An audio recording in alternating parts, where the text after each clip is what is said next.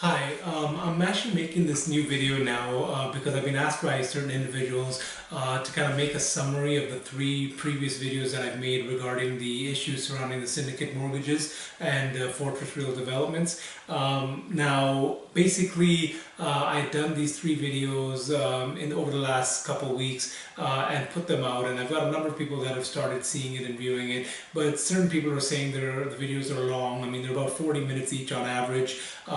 But I mean, I think it's very important for people to actually sit there and watch it and hear it and listen and understand it, especially if there are people that are going to be affected or are impacted by this, investors especially, or anyone else that's around the situation that could have some kind of a negative impact by the situation. I think it's important for them to see and understand, so I do encourage you to kind of watch each of them in their entirety. But this video is just to kind of break down, specifically what each video of those three are about, so that way if you don't have the time to look at them all in detail, you can kind of pick and choose which one you want to see. So basically, I'll start with the first one. I called it the unreported facts, and it's a general idea of what's been going on in the situation. The reason I made that video is there was a presentation I made prior, a PDF presentation that's 45 pages in length, that has about 24 attached supporting documents that support what I'm actually reporting from credible sources. There's information out there that people can look at to cross-reference what I'm saying, and I've actually highlighted portions of those other documents so that you can actually reference those exact areas that support what I'm saying. But I have shared those entire documents, whichever ones I've put out there, so that people can see it all if they really have the time to do it. But if not, then they can go directly to those sections that I've highlighted. So that video is really talking about all certain actions that have been taken over the last couple of years that have led to the current circumstances, and some of these actions were made by individuals. Some of them are basically issues that occurred based on organizations. One of the biggest issues around this is the lack of regulation, and the responsibility for that regulation was with the Financial Service Commission of Ontario, who's the provincial regulator of mortgages in Ontario.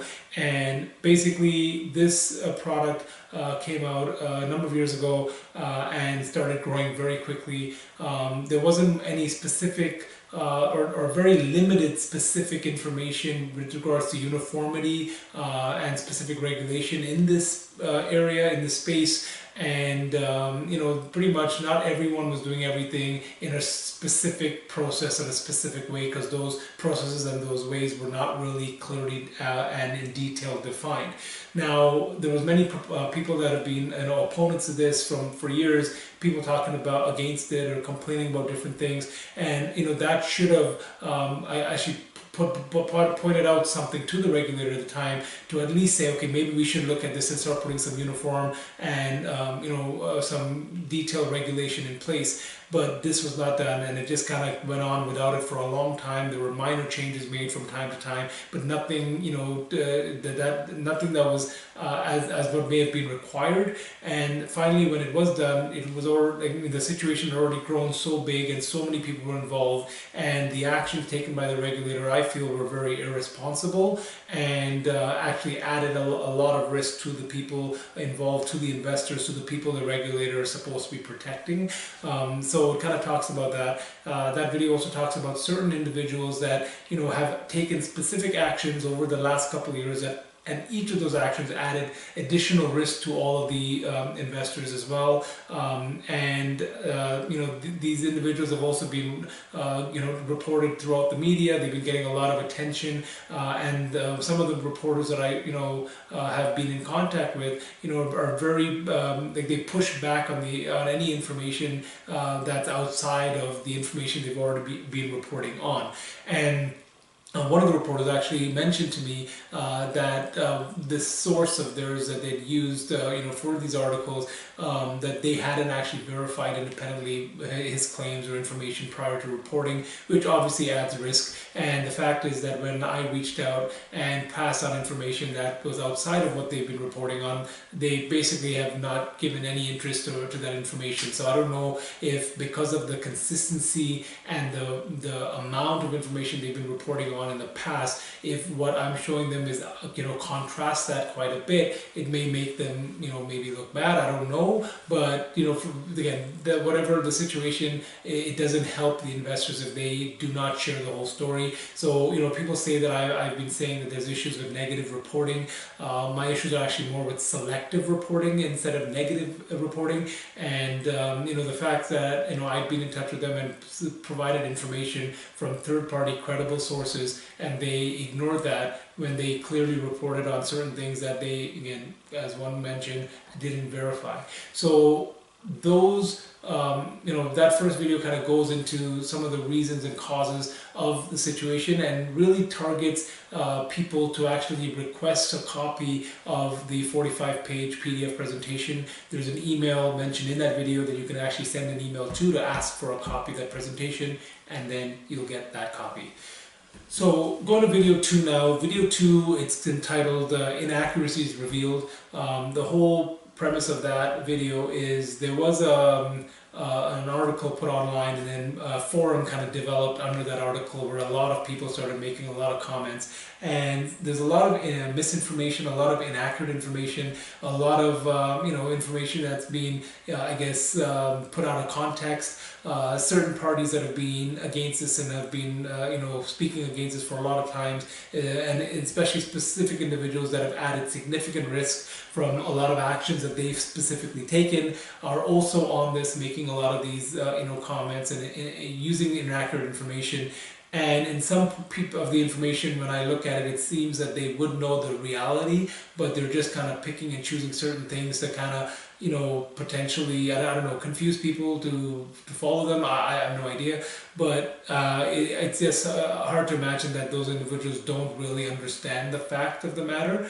But basically what I found is a number of misstatements, inaccuracies, and things taken out of context, and I basically put them all on a video where I touched on those main concerns. And it's not just items from this forum, it's also in general in the media and online. So I touched on these specific, inaccuracies, and then basically explained, what the fact of the matter is compared to how it's being, explained, and how people are, viewing what's being presented to them. So that's really what the second video is about, just to kind of clear up those issues and make sure people have a clear and proper understanding, and also that they maybe take the time, if they wish, to actually do some digging on their own to verify that information as well. Now, the third video is actually, called influencers, and it really touches on the people that were influential in causing the situation. Now, there's many people that have had influence. I've actually touched on a couple of them, and the ones that I've talked about specifically are ones that I actually had interaction with, ones that I corresponded with, where I witnessed for myself what they were doing and saying, or not doing and not saying. And even though I'm aware of some other parties out there, I didn't really want to name anyone that I hadn't witnessed or had any correspondence with directly. I mean, if I'm putting something out there, I want to make sure that I know and I have the documentation or the correspondence with them to kind of back up what I'm saying. So now these people weren't really being exposed. I mean, their names already out there. Anyone knows them. They can just Google online and they'll find their name and their image and kind of who they are. But I wanted to make sure that everybody out there that potentially can be impacted negatively by the situation are aware of not just the names, but also the faces of the people that may have had something to do with their situation.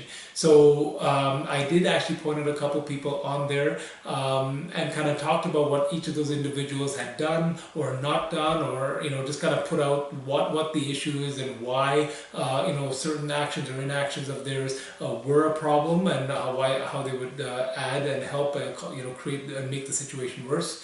But another thing that I also touched on that video is, since I made that 45-page presentation and started making these videos, these individuals that are basically putting out another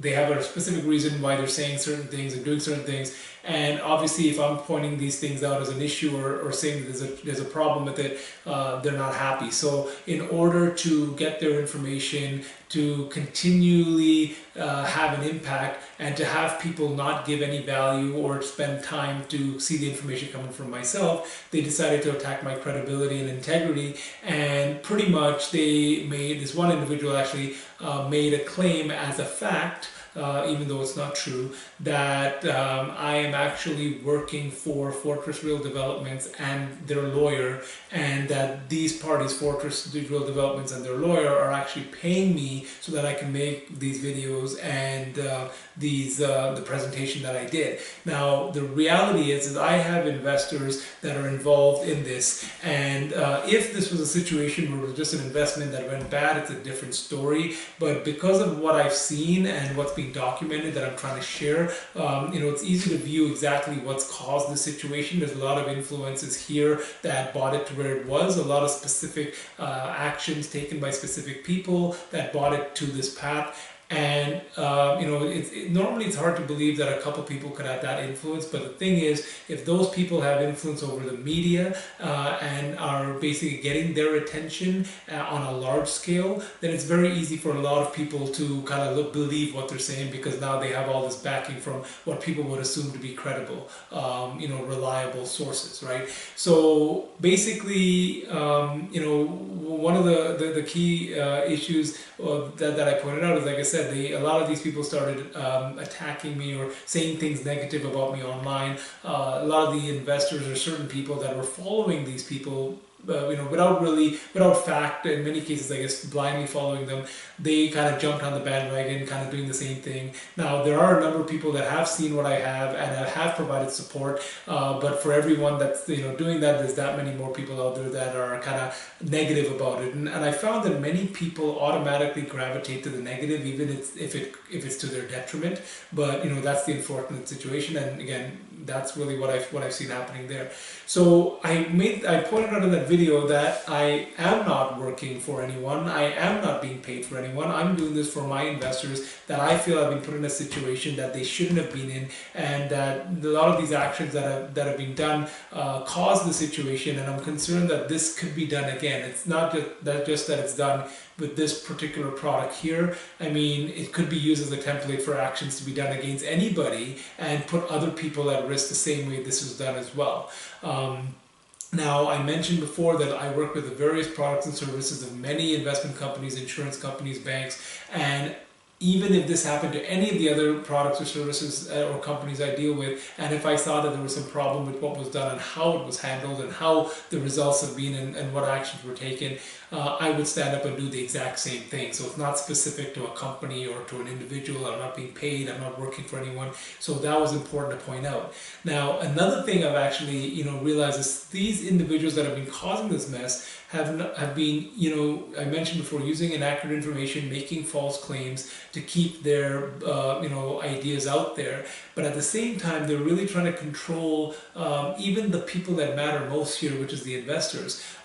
Because I heard recently from somebody out there that, if people speak out, or if people start questioning, or if people, who watch what I say start to believe what I'm talking about or saying, then automatically they get labeled as a mole, and they basically get, blocked out of groups and chats and so on online at, the request of this individual that's really trying to run this whole show. And the fact that somebody like that would have influence, and even average people and investors that they're saying they're working for, if those people have a question or have a different idea or thought, or if they have a different perspective, then all of a sudden they're shut out and shut down. And that's unfortunate, and they shouldn't be made to feel that way, and no one should actually put them in that position.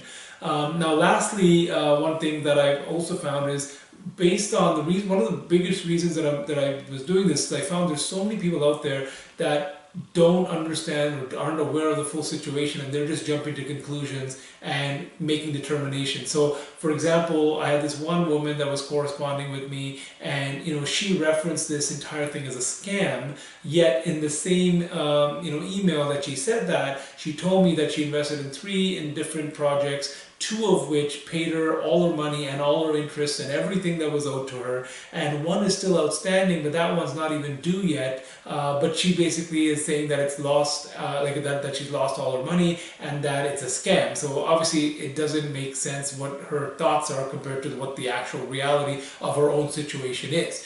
Another individual basically sent me an email saying that a family member of theirs has lost everything, although the project that they're invested in still has up to another 3 years on the term of what they had signed up for. So for them to say that it's lost when no one's told them it's lost and there's still time out there, I mean, there's no official notice of a loss. I mean, there are a lot of people out there saying lost, that they've lost everything, but without even it being the fact. So I think it's very important that people read or view the presentation I created, the 45 pager. If you don't have it, ask for a copy. You'll get it. Watch the first video. It tells you the email address that you need to get. Actually, I'll say it here as well. It's investorvoice@hotmail.com. You can just send an email to that address. You get a copy of the presentation if you request it. So pretty much this is a summary of these 3 videos. Hopefully that helps you kind of understand maybe which video you're more interested in. Like I said, I ultimately believe that you should actually watch all of them. It's well worth the time to get the clear understanding. The more people that have the clear understanding, the lower the risk the added risk will be to the investment. So what I mean by that is the more people that are confused, that are making decisions on inaccurate information and misinformation, the more the risk will be added on a consistent basis to the investments and to their own funds. So if you want to minimize that risk, the more people that have clarity of the information, the better that will be. And because a lot of times people say things and then they spread it and it just grows. But as more people start spreading the real truth and the facts, then there'll be less and less of a negative impact. And hopefully at some point the narrative behind this may change. It's been very difficult as none of the media outlets want to report on this. All of them that are actively reporting on the situation are basically not interested in this information. Even local papers that, just recently one of them wrote a 2-part series specifically on this situation, and just 2 days or 3 days later information was sent to them, and basically they just sent a response saying that, oh, you should find somewhere else to get this information out. So that's why it's very important for me to do this. Again, I know I don't want to make this a long video as well, so I'm going to end it here. So thanks very much for your time. I look forward to people asking for copies of the presentation. I'll be happy to send it out to you, and we'll keep our fingers crossed, hope for the best for everyone here, and hopefully it'll end up we can get a better result. Now, sorry, one last thing. There are actions that are being contemplated here to kind of work on behalf of people, but in order to do that, we do need support, we do need numbers. Currently, I have about 1,500 people, investors that are already providing support. There's about 14,000 out there, over $700 million that have been, that's at risk at this point, or that's still outstanding. So we need to increase those numbers to get positive, real, steps that we can take that can be taken responsibly. I mean, we just want to make sure that we give the investors the best chance, to get their money back or to get out of the situation as best as possible. All right. So thanks again, and have a nice night, and I look forward to working with you. Take care.